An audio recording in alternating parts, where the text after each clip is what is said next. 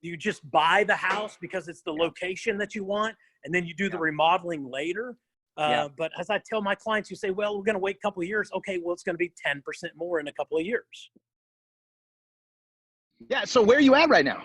Man, I'm out of the development right now. The one I told you about, I got 19 lots. I got to build 19 homes over the next 2 or 3 years. So I'm just in looking at one we just sold, got it all framed, and just doing a real check. We got home inspection today from the city to do all the final roughs on it. So, you know, what comes up for me on that, man, I'm so jealous of you guys out in Salina. And actually, I don't even know, this might not even be true, but my impression of what might be true is that, you know, the construction costs here in San Diego they're through the roof. Construction and labor. Like it's been like a hockey stick the last like 3 or 4 years.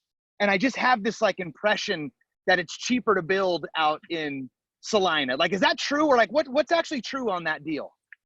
You know, I don't know. I can't imagine that the material is that much more. I mean, I've been out to San Diego to visit you, and I mean, a 2x4 in San Diego is just about the same as a 2x4 in Salina, Kansas right now. I mean, fair. They can't get that much more that's on there. I mean, for some of us even out here, the trucking to get the material out here could even be more than that. But I have been noticing that's true even in my area. So I built the house I'm standing in right now. I built the same house 8 months ago. And this house is going to cost me about $8,000 to $9,000 more to build the exact same home that I built 8 months ago.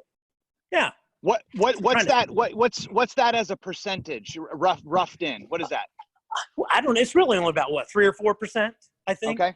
So about 3 or 4% this 8 months, and then 3 or 4% next 8 months. Right. I can tell you when I started building concrete, we were paying. So this will give your viewers out in San Diego, they can do their own math. But concrete, when I started building in 2013, was $89 a yard. Okay, $89 per yard of concrete. Today, I'm paying $120. Yeah. So what that kind of to put a basement in Salina, Kansas, used to cost me about $20,000. Now it's about $32,000 to put that same basement in using the concrete. See, I'm glad you're talking about this too. So so here's one of the most frustrating things right now going on in the buyer game is just like how overly aggressive the category of turnkey has become in our market. And I think I've been preaching that it's exactly to the spirit of this. Like, you know, if you are, you know, the olden days, right? Already you could go in, you know, you'd always have that metric of $1 out, $1 plus one back factor in. If you go and you pick up something that's like got builder grade original finishes, you get to personalize it, put your own fingerprint on it. You get the wet areas all dialed in. Like there is a warm, comfy pillow there that it was an investment and it was going to yield, you know, like it was going to be a good thing.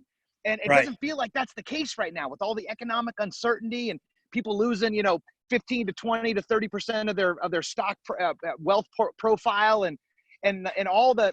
It feels like turnkey right now is just more powerful of an option than ever before. If it can indemnify you from not having to pinch every single red penny to your name just to get in the damn place, and then you're signing up for another $100,000 on top of that.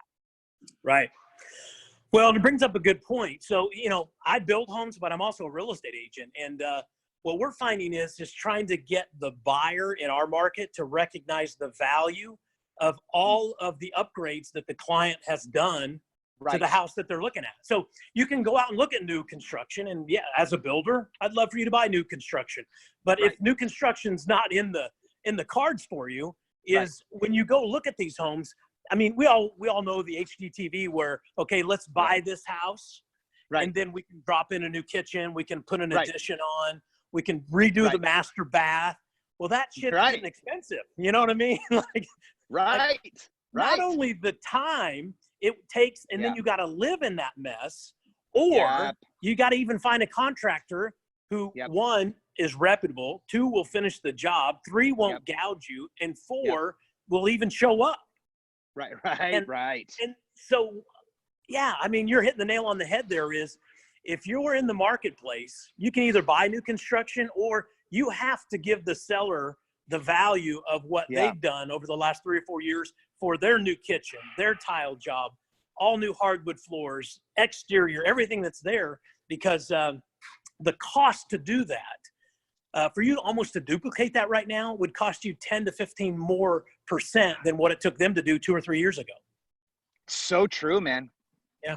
Yeah, that's a really interesting factor. And I don't see any way out of that right now. Like, it only seems like that truth is getting exacerbated, you know, like if there's more scarcity, it feels like right now. Maybe the labor costs could find a respite and drop a little bit. Like, people start getting a little hungrier, you know, if we do a recession deal or whatever, like maybe, but I don't know, man.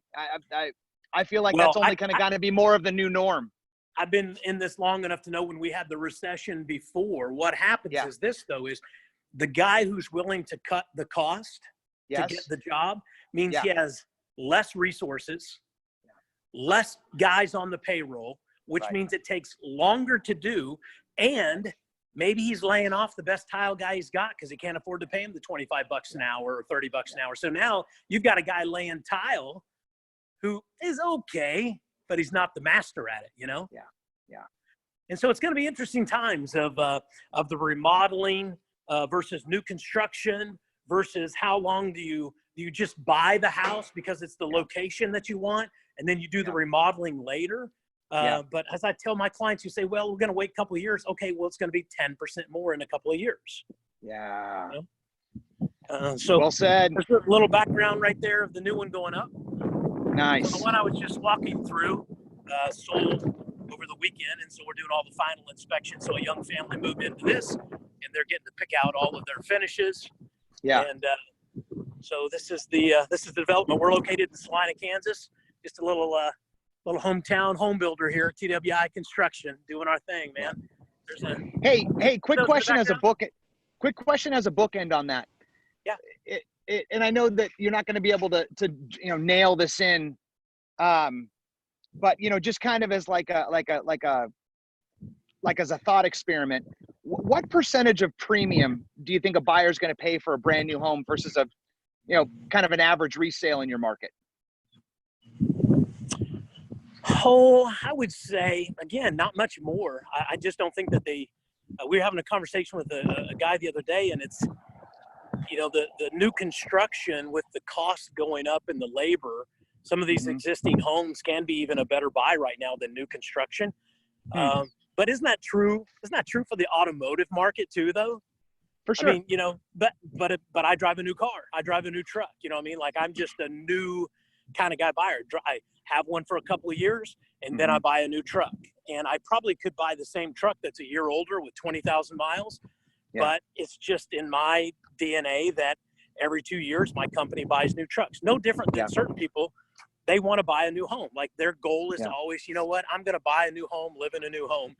And they'll pay that premium. But I don't know that premium, again, Salina, Kansas versus San Diego, those numbers may be different. I mean, these new homes are, 300,000 here, and they're probably 800,000 or 900,000 in your market, at least. So I'm thinking, but with the analogy, the metaphor of the car, though, a lot of the justification for paying the premium of the new car and the 20% precipitous drop as soon as you pull it off the lot, like that whole trope, is that anything happens to that car for the first 5 years, all you're doing is dropping it off at the dealer, right? So it's like you're going to pay more, but the whole thing is you're going to get a great experience. You're going to have, top of the line, everything cool, like all that, right? You feel like you're getting a return back for your money, but you're also getting the security of, if anything goes wrong. With a house, it's a little different, right? So, you are getting warranties in a brand new home that you wouldn't get in a resale home. So like if you get a resale home, maybe you got to get like a home warranty, which is like a third party kind of bolt on thing. It's got limitations, where if you buy a brand new home, it's more soup to nuts, right? So, it's an interesting metaphor, and I wonder how accurate that actually is as a vis-a-vis to a car in that regard. Yeah, I don't know. We have to give them a 1-year builder warranty, which helps out quite a bit. But I don't even know that people are thinking about. I think people think more about a warranty on a car than they think about the 1-year warranty on the house. Believe it or not, I don't have a whole lot of people who, when I sell a new home, they don't go, okay, well, what's your warranty? You know what I mean? Yeah. They just think they're buying a a Yep. new home and everything's going to be new for 3 to 5 years, there's going to be no problem. Exactly. So The warranties is probably honestly, not going to break. yeah, the warranty, yeah, exactly. The warranty is, hey, the furnace and AC is new, everything else is new, so they don't really care as much about a warranty on a house. But I guess to get back to your question, to answer it, what do you think that is? Probably people will pay $10,000 to $15,000 maybe for a new home, and on a $300,000 home, what is that? Maybe 5%, something like that, of what they're willing to pay for a new construction over existing. Yeah, that's fair. You know, one of the things in San Diego that's tricky is that it's not just the cost of the new home premium. A lot of the stuff here, if you're going to be, you're going to get a new home, you're also paying for all the Melloroos. Oftentimes they're PUDs or plan unit developments. So you got HOAs. It's like, it's categorically, it's not just the increased basis of the new home, right? It's also all the monthly fees that get kind of wrapped into it, right? So it becomes punitive pretty quick. Like, you know, you got to be categorically, you got to be the right buyer, not just financially secure and all that, like gainfully employed type category, which is true for everybody. It's also like, if you're going to sign up for that, man, you better have like a family. You better have some small kids. You better use that park. You better like the fire station and the police annex that they built. That's just for your community with the library and the school system, like, because you're paying for it, right? So if you're like an empty nester, I don't know if that's really what you're looking for categorically here. Right. You know, and if you're buying a new construction, always remember you're going to be surrounded by new construction for a little while. That's a good point. Yeah. Everybody wants to be on phase one, so you get the basis increase, but then you're walking around a damn construction project. I find it so funny that people buy the very first home and then they're really mad because there's so many concrete trucks going up and down the street that their kids can't play. Like, what do you think? We airlift this stuff in? I mean, you know, this is how we built yours. But anyway, there's always going to be a value of new construction. I don't believe in my town we're building enough. I don't know about your area that you live in. Nope. But we're only building 30, 40 homes a month. Most of the builders in my area went broke. The subcontractors are getting harder to find. Young talent just really, you know, I hate to be the old guy now. I feel like I'm the old guy saying, oh, these young guys, they just don't want to work. But the truth is the skilled craftsmen who build homes are hard to find. Yeah. Todd Welsh, appreciate you, buddy. Hey, buddy. Enjoy the day. Be well.